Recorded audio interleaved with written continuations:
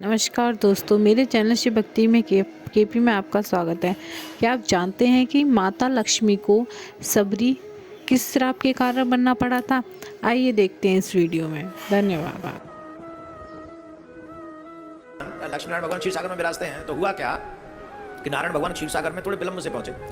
तो माँ लक्ष्मी जी पूछने लगी, बोले महाराज आप कहाँ जाते हो, कहाँ बार बार चले जाते हो? अरे बोले कुछ नहीं देवी, बस ऐसे ही, कभी कभी हमें भी शांति की आवश्यकता होती है।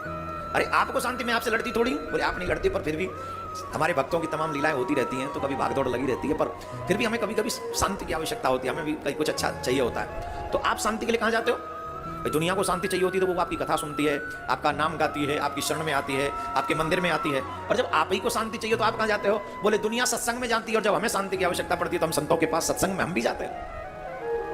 आप कहाँ जाते हो? बोले सत्संग में। कहाँ? बोले चित्रकूट। एक बहुत मस्त मलंग फकीर है, एक लंगोटी में रहते हैं पास। ध्यान से सुनना, बहुत गजब की कथा है। इस कथा में एक रहस्य का बड़ा सुंदर उद्घाटन होता है। रहस्य का एक रहस्य छिपा इसमें। इस कथा को सुनो बड़े ध्यान से।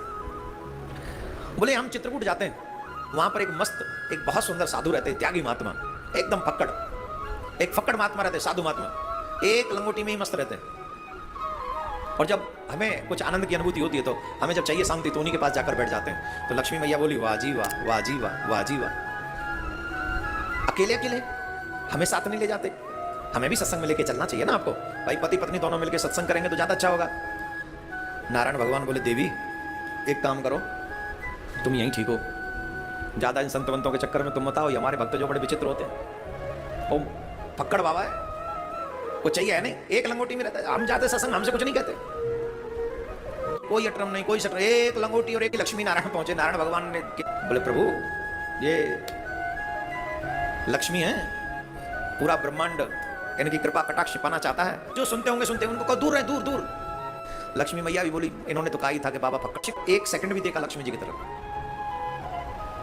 लक्ष्मी माता हम पे कृपा करो, अब फुल कर दो खाता, घर में सुख नहीं हो पाता,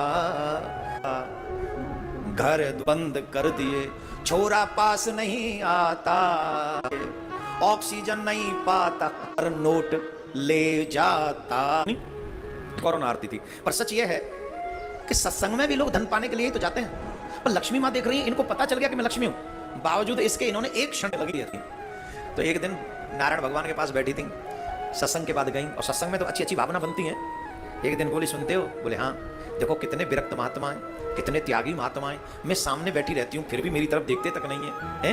एक लंगोटी एक ब्रह्म पात्र में ही रहते हैं। एक काम करो महाराज, इन महात्मा को देख के हमारे मन में इच्छा हो रही है। बोले क्या? बोले हमारे मन में एक इच्छा हो रही है कि इनको बैकुंठ में बुलाया जाए और ये वहाँ के प्रसाद पावे, इनकी रसोई वहीं बने इनको। बोले महात्माओं से जितनी दूर रहोगी उतनी अच्छी रहोगी, ज्यादा पास भी, ज्यादा स्विमिंग वूमिंग ज्यादा नहीं। हमारे ब्रज में तो यहाँ तक कहते जब डूबेगो तैरा के डूबेगो, कहते ना।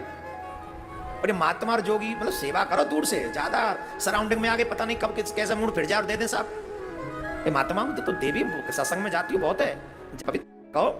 बोले ये देवी जी चाहती हैं कुछ, देवियों की बात मत करो, फीलिंग है, उनकी भावना है, श्रद्धा उमड़ रही है कि आप उनके हाथ की रसोई ग्रहण करें तो वहां में मनो नहीं पड़े। आत्मा सब माँ चाहे तो क्या नहीं बन जाए, पर माँ ने अपने हाथों से बनाई, लक्ष्मी माता ने।